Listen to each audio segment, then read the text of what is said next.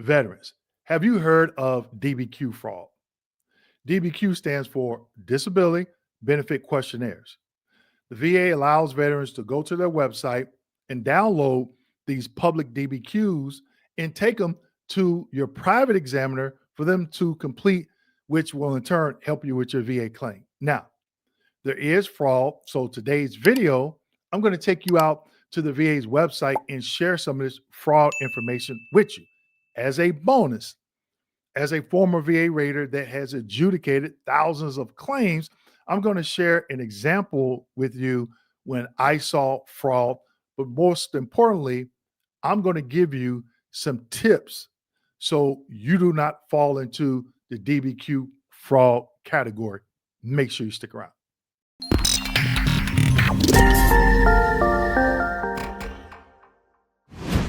Welcome back to my channel. My name is Dwayne. I got a video for that Kimball, United States Army veteran and retired VA rating specialist. Today's video, DBQ fraud. I'm going to take you out to the VA's website, share some information with you. But before I do that, make sure you go ahead and hit that like, subscribe, and notification button. Also, make sure you click the link in the description section because myself and a fellow business partner, we are launching VA Benefits Navigator. This is the only VA claim software out there that will allow you to build your VA claim educational packet. All right. October 4th, 12 p.m. Eastern Standard Time. Make sure you click the link in the description section. It's a free webinar where we're going to be live for an entire hour and a half. We're going to have some surprises. We're going to have some giveaways. But in order to receive the giveaways, you have to show up live. Okay. So DBQ fraud. Came across a VA website with a lot of valuable information. So you know what? Let's go ahead and get into it. Let's go ahead and get into it. Okay. So bear with me. I'm gonna put my glasses on so I can see the screen. Okay. So what we have here, I have this link in the description section as well. Okay. So this is the VA's website, Veterans Benefit Administration, VBA. Now, for a lot of you that don't know, VBA, okay, they handle the compensation side. VHA, Veterans Healthcare Administration, handles the healthcare side. Hopefully you knew that. All right. So they talk about different scams, fraud, but today we're going to be talking about DBQ fraud. Okay. And when you get to this link, you can click on it. It's going to take you to the public DBQs. Okay. So DBQ fraud. DBQs allow veterans to submit medical evidence from their healthcare provider to support their claims for disability. Okay.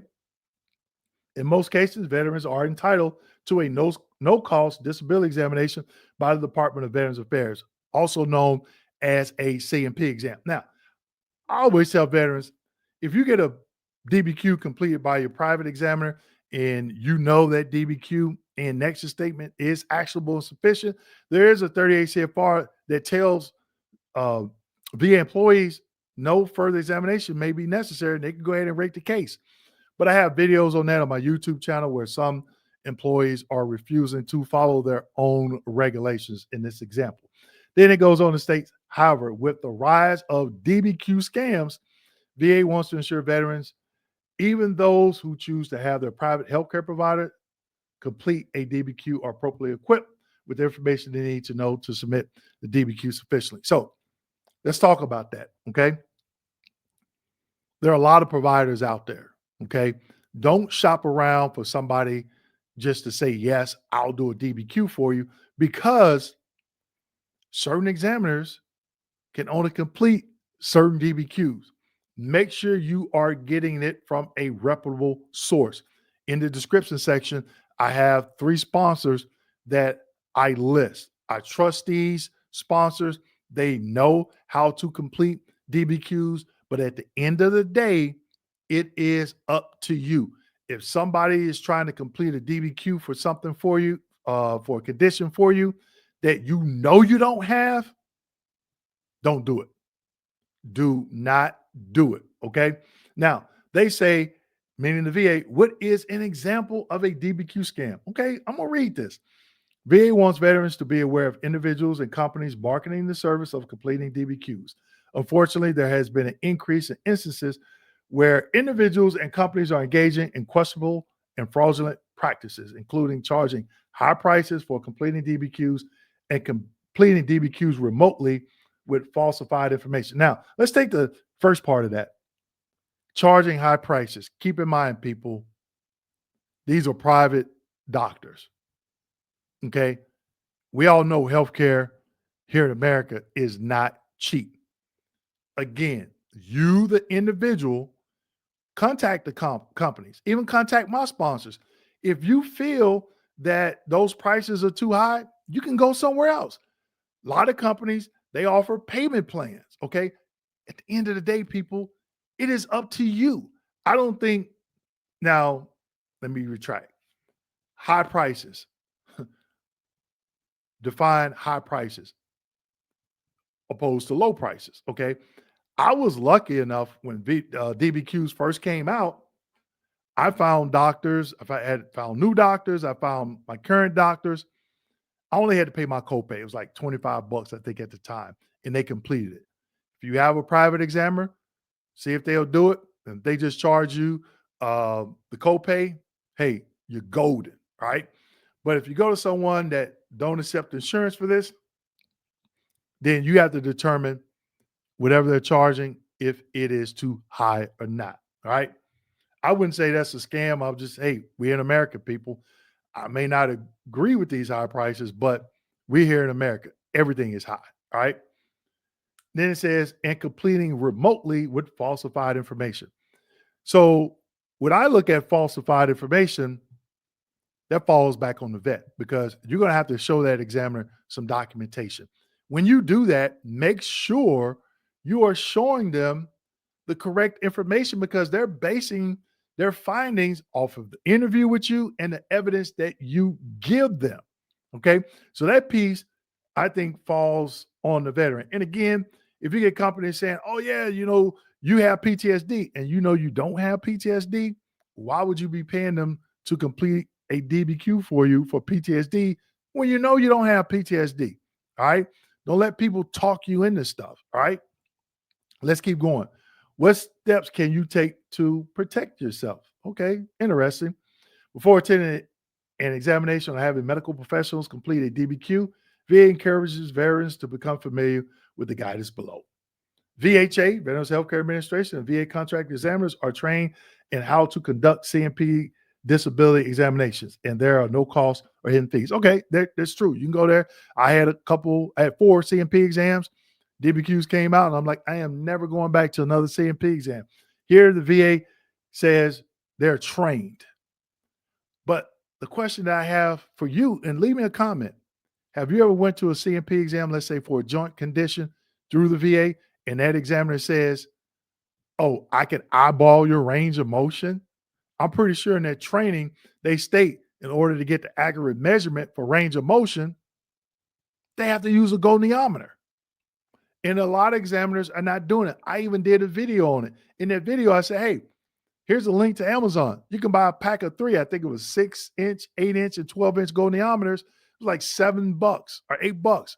And veterans left comments and said, Dwayne, I bought it, went to the exam, and the examiner was like, I don't have a goniometer. So how can you do a musculoskeletal DBQ without a goniometer measuring forward flexion, extension? Okay. And veterans said, hey, don't worry about it. I got one right here. Or they'll say, I'll eyeball it. That makes that exam insufficient. And then when you get that DBQ, after submitting that FOIA request, you get that CMP exam. Guess what the examiner put on there? They measured your range of motion with a goniometer, and they didn't. They eyeballed it, but they didn't put that in the CMP exam. They eyeballed it because that lets the rater know, wait a minute, that exam is insufficient, got to send it back. So the VA is saying they're trained, okay? But they probably, I'm pretty sure the VA trained them, but a lot of them are not following the training based on the information that I'm getting from veterans, okay? Let's keep going. It says, a VA claims processor determines whether a compensation, a CMP exam is needed. If needed, the claims processor will identify the CMP exam will be performed. Now, what they're explaining here, that third-party examiner or VA C&P examiner, they can do an ACE exam, but there are certain conditions that they cannot do an ACE exam for. One, musculoskeletal, because what? I just talked about it. They have to measure their range of motion using a goniometer, okay? The second one, a mental condition. These are prohibited from ACE exams. I do not like ACE exams because at a minimum, I think that examiner needs to contact the veteran to ask certain questions, okay? Highly important in my opinion. Now, you may say, Dwayne, well, how do I know which exams are prohibited? Guess what? I got your back. I got a video on it. Actually, I have two. So make sure you go to the channel, type in ACE, go to my channel, type in ACE. Those videos will come up. Okay, let's keep going.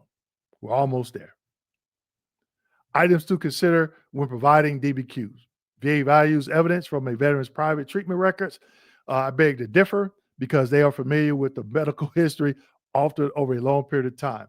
VA will not pay for reimbursed expenses or costs incurred in process of completing a DBQ. So they will not reimburse you travel pay or anything like that. It is an out-of-pocket expense for you. Now it says VA values evidence.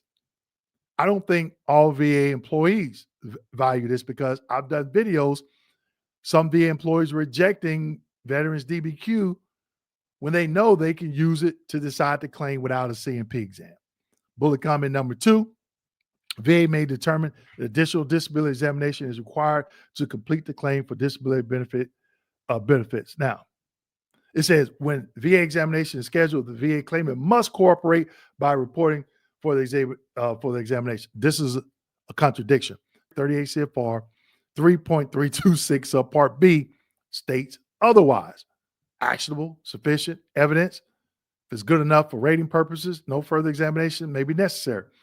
Personal example, on my last on my last VA claim, I was still a rater. I went out and got not one, but 2 DBQs from my private examiner.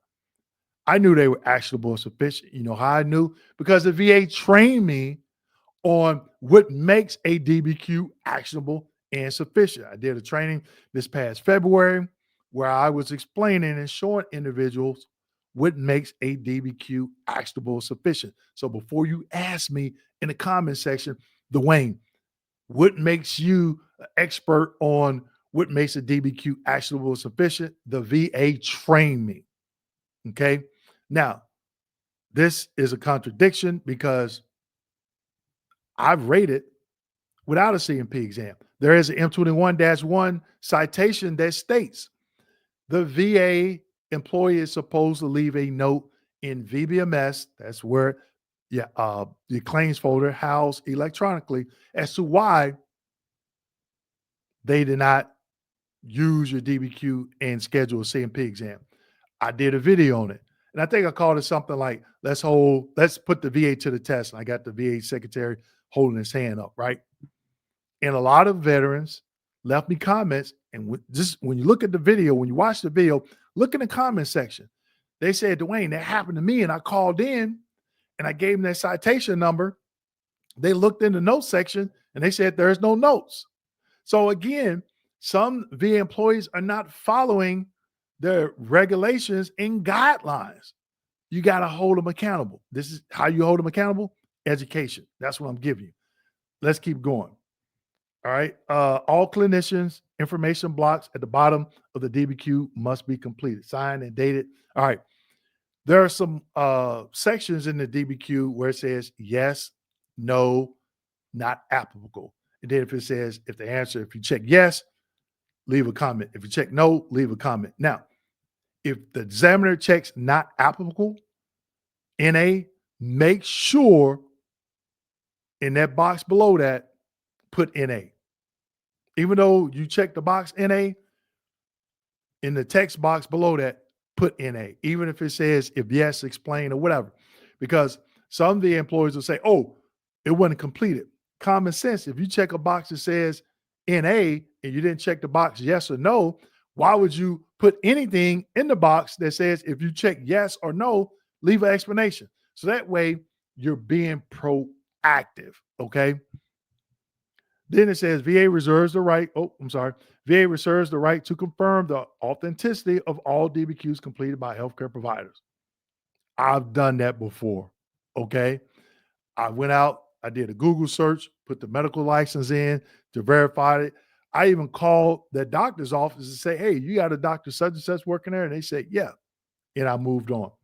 Then it says veterans should remain cautious of companies claim to be uh, claiming to be contacting them on behalf of the VA. There are accredited VSOs, agents, and attorneys that can help veterans who need assistance. Yes, that is true, but there are a lot of VSOs, agents, and attorneys that don't know what they're doing. Okay, so make sure you're talking to someone, if they're a VSO, agent, or attorney, that know what they're doing. And guess what? I have a video. Go to my YouTube channel, type in representation, some questions that you can ask before picking one if you so choose to do so. But again, in my opinion, this is something that you can do yourselves. Okay. I'm not going to cover that. That's some additional information there. Okay. So now, there was a time that at the regional office I worked at, St. Petersburg, Florida, when DBQs first came out, it was an examiner. He jumped on it early, and I know he made a lot of money. And his prices to complete a DBQ were not that high. But he was completing a DBQ for everything: mental, dental, back, neck, hypertension, everything. And we actually had a meeting, and this examiner's name came up because a lot of raters were like, wait a minute, we don't think he's qualified to complete a mental DBQ. So I still have examples. I still have DBQs from when they first came out, and they look not totally, but they look different now. So that was a time, and quality team got involved, and they started doing investigation. And I think about like a couple of years later, they said, yes, you can use DBQs from this examiner if he submit them for X, Y, and Z. Okay. I stated earlier, the only time that I had to verify the DBQ kind of looked suspicious. I could barely make out some of the signatures and other information. But the phone number I called, and I said, hey, do you have an examiner or a doctor working there by the name of such and such? And they say, yep. And I move forward. But here's a nugget, people, or here's an alert. Make sure you are using someone that's credible. Okay. Like I said, in the description section of this video, I have sponsors. Okay. Trusted sponsors. You can use whoever you want to use. But if somebody is telling you, if you're going in and say, hey, I need a DBQ for, say, a back condition, you're going to go see them in person. And then they say, oh, we're going to complete DBQs for 20 other things. And you're like, wait a minute, I don't have a diagnosis for that or that. Don't do it. Okay. Do not do it. Just have them to complete the DBQ and Nexus statements that you want. It may be enticing. You can say, oh yeah, I can get 100%. No. Okay. You could do it, slip through the cracks, and nothing can happen. But you do not want to be that vet. Make sure you find a trusted source. But at the end of the day, it is totally up to you. With that being said, make sure you like, subscribe, hit that notification button. And as always, share this video with your fellow veterans. Thank you.